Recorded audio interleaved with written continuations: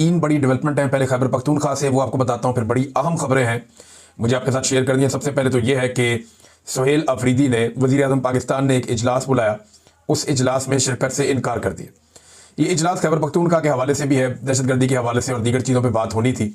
और इसमें जो सुहेल अफरीदी का मौक़िफ़ है पहले वो देख लेते हैं। उन्होंने कहा क्या, वो कहते हैं मैंने आज वफाकी हुकूमत की ज़राअत और अफ़गान महाजरीन, क्योंकि अफ़गान महाजरीन का मामला खैबर पख्तूनख्वा में ही है, ज़राअत और अफ़गान महाजरीन के हवाले से मीटिंग में ज़ाती तौर पर शिरकत से इसलिए मादरत की है क्योंकि खैबर पख्तूनख्वा की अवाम ने इमरान खान को वोट और मैंडेट दिया, और जब तक मैं इमरान खान साहब से मिलकर पॉलिसी गाइडलाइन नहीं ले लेता तो किसी ऐसी मीटिंग में शिरकत सूबे की अवाम के मैंडेट की तौहीन होगी।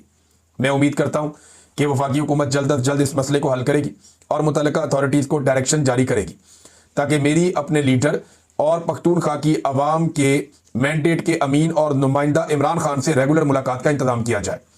इस हवाले से हमारी कानूनी टीम इस्लामाबाद हाई कोर्ट समेत तमाम कानूनी फोरम्स पर भी जा रही है। अब बहुत सारे लोग जो हैं वो इसके ऊपर तनकीद करेंगे, उछलेंगे, कूदेंगे, तो मैं उन्हें याद दिला दूं कि जब PMLN इक़्तिदार में थी तो वो छोटी छोटी बातों पे मियां नवाज शरीफ साहब से मिलने बरतानिया चले जाते थे। टेलीफोन पे हिदायत नहीं लेते थे, बल्कि यहाँ से पूरी पूरी काबीना बरतानिया जाती थी, वहाँ लंदन में बैठ के मियां नवाज शरीफ साहब से मशवरा लेती थी और वापस आकर हुकूमत चलाती थी। वो दावा करते रहे हैं कि नवाज शरीफ ने आर्मी चीफ की तैनाती से लेकर बड़ी बड़ी तैनातियों के फैसले बरतानिया में बैठ कर किए हैं। उसके अलावा जब नवाज शरीफ साहब जेल में थे तो पार्टी के 30-30, 40-40 लोग और बाद औक़ात 100 के करीब लोग मियां नवाज शरीफ साहब को रोजाना मिलने के लिए जाते थे। सुबह से लेकर शाम तक मुलाकातों का तांता बंदा रहता था और मियां साहब अपनी पूरी पार्टी और निज़ाम जेल के अंदर से बैठकर चला रहे थे।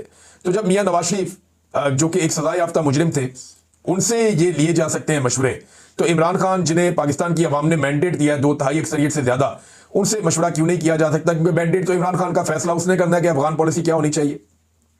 उसने फैसला करना है कि दहशतगर्दी के खिलाफ लड़ाई में क्या होना चाहिए, तो मैंडेट उसका है ना।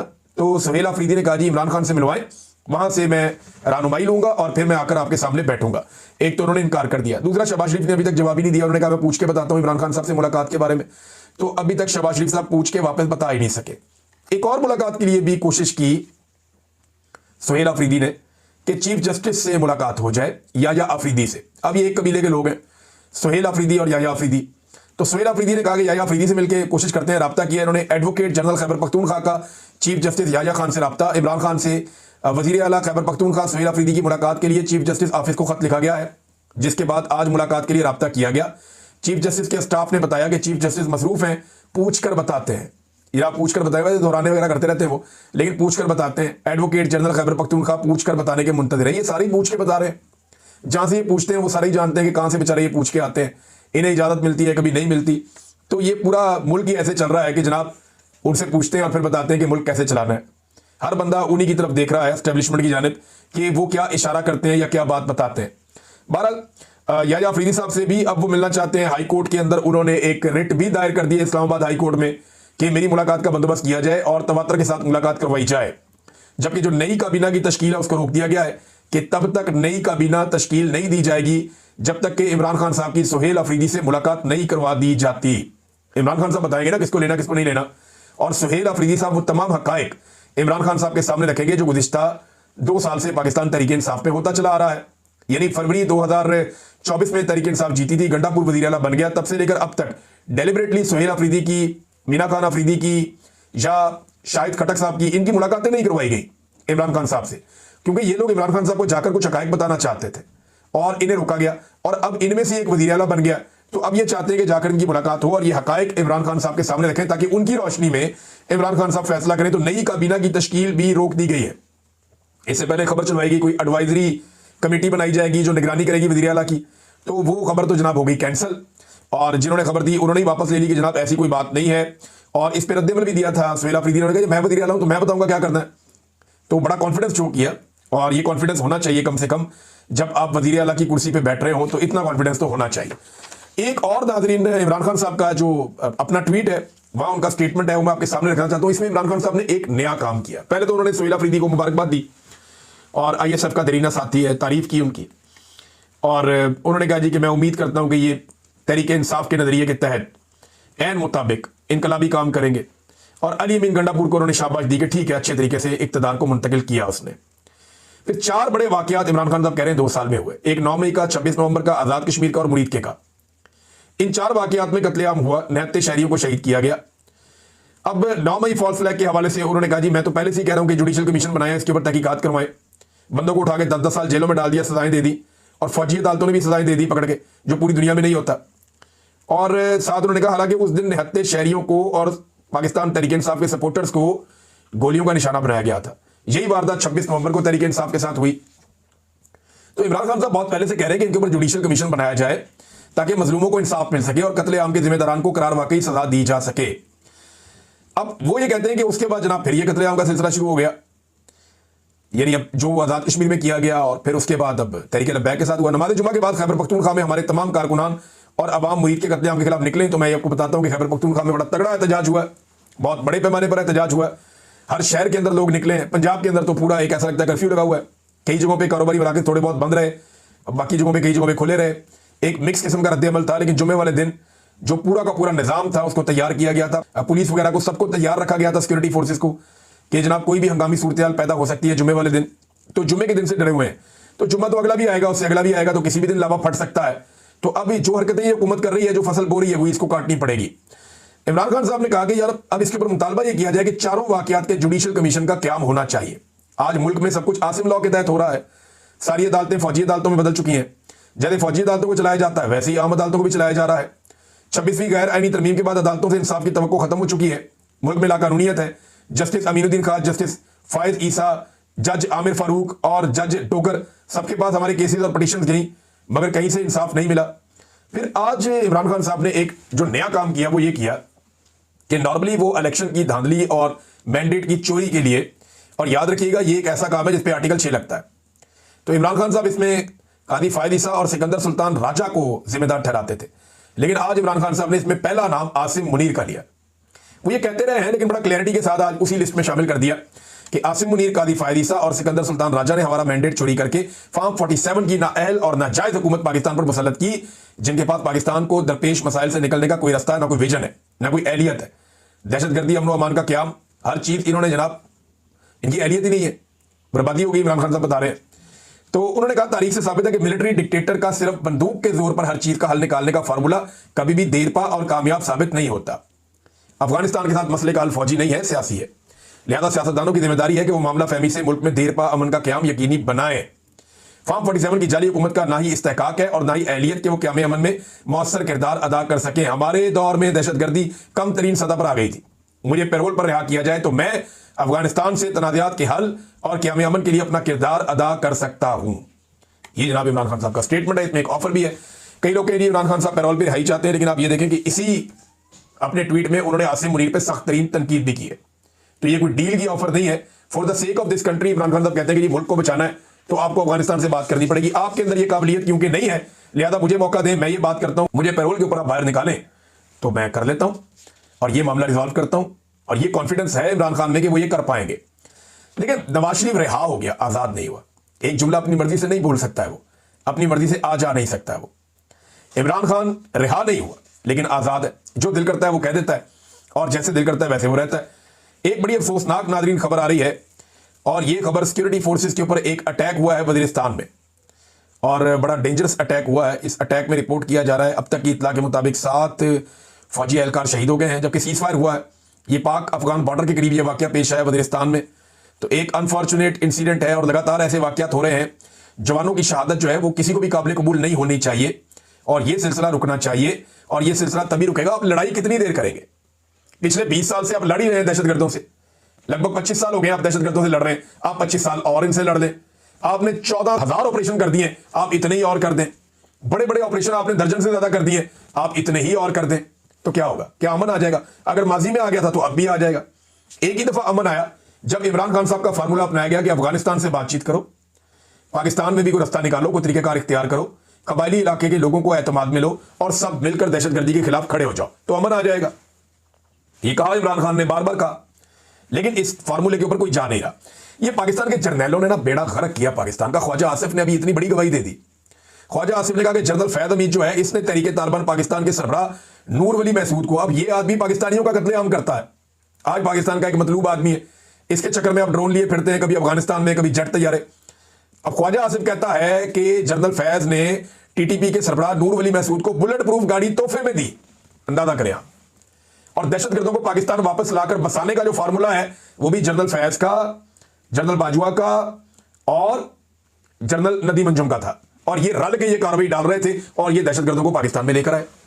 कैसी बदकिस्मती है पाकिस्तान की कि जर्नैल तकदीर का फैसला करते हैं और मुसल्लत करते हैं। इमरान खान के दौर में नहीं कर पाए, उन लोगों ने मना कर दिया था। तो ये जब अर्दली हुकूमत आई, इंपोर्टेड हुकूमत, तो उसे उन्होंने कहा जी बिल्कुल हमारी क्या जरूरत है, आ गए दहशतगर्द और अब छा गए वो और हर तरफ मौजूद है। अब उनके साथ आप लड़ते हैं, रोजाना आपके जवान शहीद होते हैं, तो क्यों कौम को इस अंधे कुएं में धकेला। बात सादी सी है। मुझे ऐसा लगता है कि बलूचिस्तान और खैबर पख्तूनख्वा को पूरे को एक लॉ एंड ऑर्डर के हवाले से एक नो गो एरिया में तब्दील कर दिया जाएगा। फिर यहां से मर्जी की मातमियात उठाई जाएंगी और जिसको जो दिल किया बेच दिया। मुझे तो ऐसा लगता है। बलूचिस्तान में अनार्की की जो सबसे बड़ी वजह है वो उसके वसाइल है।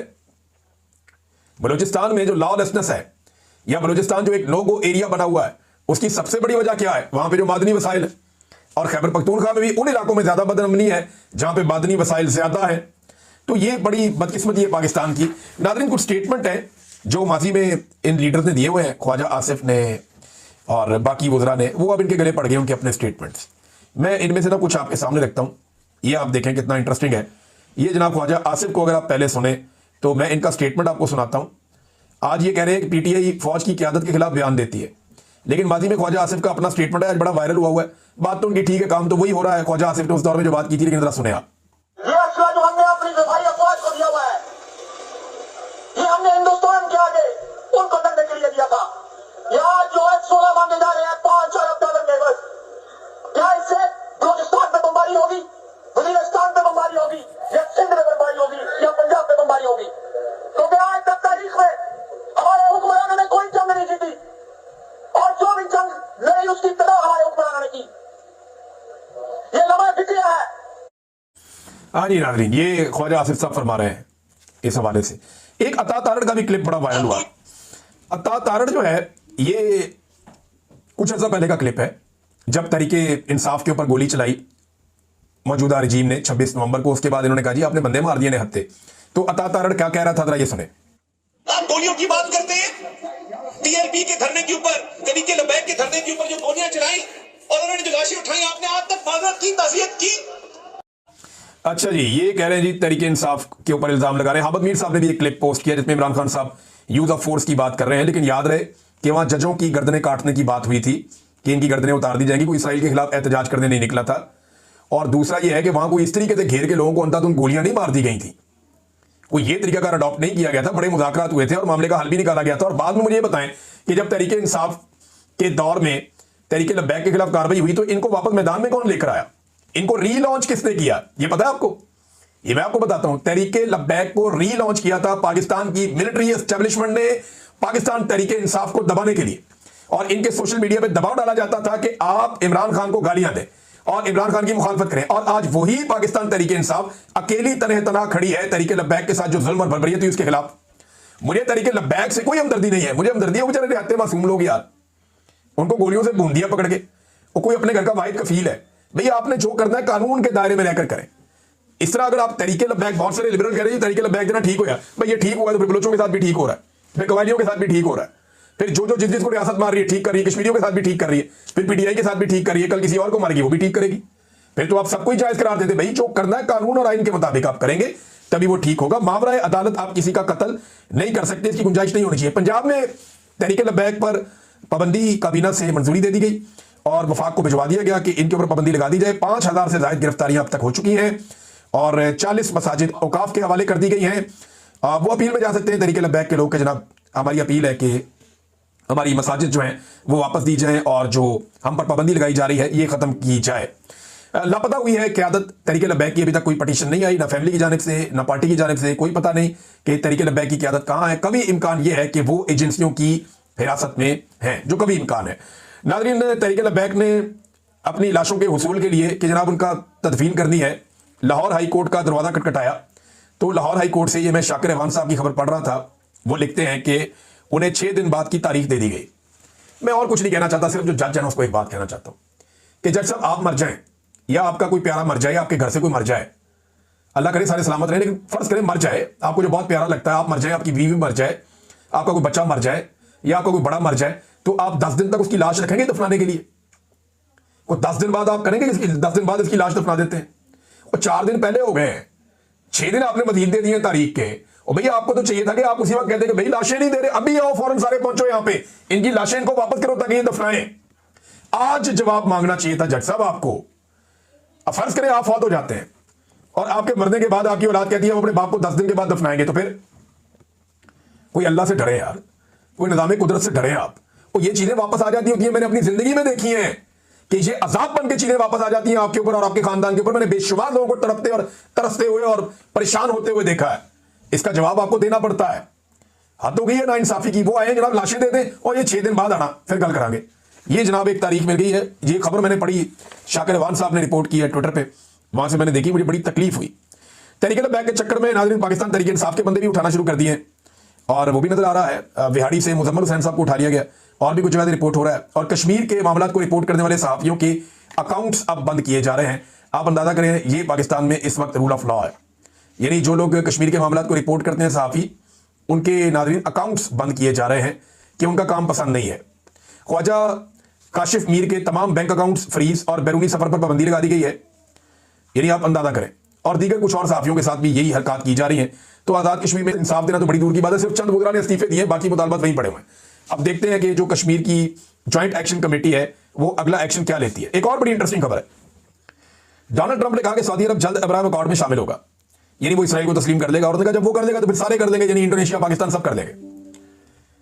यानी सऊदी अरब को डोनाल्ड ट्रंप की ख्वाहिश है कि अब शामिल किया जाए अब्राहम अकॉर्ड में और उनसे तस्लीम करवाया जाए इसराइल को। देखते हैं कि सऊदी अरब पहले करता है या बाकी मुल्क पहले करते हैं। एक और नाजरीन आखिरी खबर जो बड़ी इंपॉर्टेंट है और वो अभी छपी है दुनिया भर के अखबारात में कि सऊदी अरब अमेरिका के साथ अपनी डिफेंस डील फाइनल करने जा रहा है और मुआहदा हो जाएगा अभी। मोहम्मद बिन सलमान गए हैं। अब सवाल यह पैदा होता है कि थोड़े दिन पहले तो हमारे मुल्क में ताशे बजाए जा रहे थे, भगड़े डाले जा रहे थे कि जनाब हम मैंने शरीफैन बन गए। अब वो जाके डोनाल्ड ट्रंप के साथ मुआहदा कर रहे हैं। सऊदी अरब की अगर हिफाजत की जिम्मेदारी पाकिस्तान ने ली थी तो फिर अमेरिका के साथ सऊदी अरब क्यों ये मुआहदा कर रहा है। और पाकिस्तान में दिफाई तजिया कर रहे थे नहीं जी नहीं, सऊदी अरब जो है, बहुत सारे ऐसे होते हैं ना लटरम पटरम, वो ये कह रहे थे कि नहीं जी सऊदी अरब को अब अमेरिका पे और मगरिब पे एतबार नहीं रहा। अल्लामा इकबाल के अशआर सुनाए जा रहे थे कि अब वो खड़े हो गए पाकिस्तान के साथ और पाकिस्तान जो है वो अब जिम्मेदारी लेगा हिफाजत की। एक हो मुस्लिम हरम की पासबानी के लिए, नील के साहिल से लेकर ताबका के काशगर, ये कहानियां सुनाई थी। उसके बाद देखें अब सऊदी अरब का जो हकीकी दिफाई मुआहदा हो रहा है और जहां पे दुनिया के बेहतरीन हथियार है, जिनके पास दुनिया की सबसे तगड़ी फौज है, हथियार है, बहुत सारा टेक्नोलॉजी है उनके पास, तो सऊदी अरब उन पे इंतजार करेगा ना। देखें इसराइल के पास क्या है, अमेरिकन वेपन है, वो अकेला मुकाबला करता है सारे मुसलमान मुल्कों का। ये सारे रल के उसका कुछ नहीं बिगाड़ सके आज तक, क्योंकि अमेरिकन हकीकत तो यही है ना, जो मर्जी आप कहते रहे, क्योंकि अमेरिकन हथियार है उनके पास, जदीद टेक्नोलॉजी है उनके पास, वो बेहतरीन हथियार इस्तेमाल कर रहे हैं। तो सऊदी अरब पाकिस्तान के पास आएगा या अमेरिका के पास जाएगा? अमेरिका के पास जाएगा ना। तो ऑब्वियसली वो वही कर रहे हैं। तो आपको एक चूरन बेचना था, वो बेच दिया गया।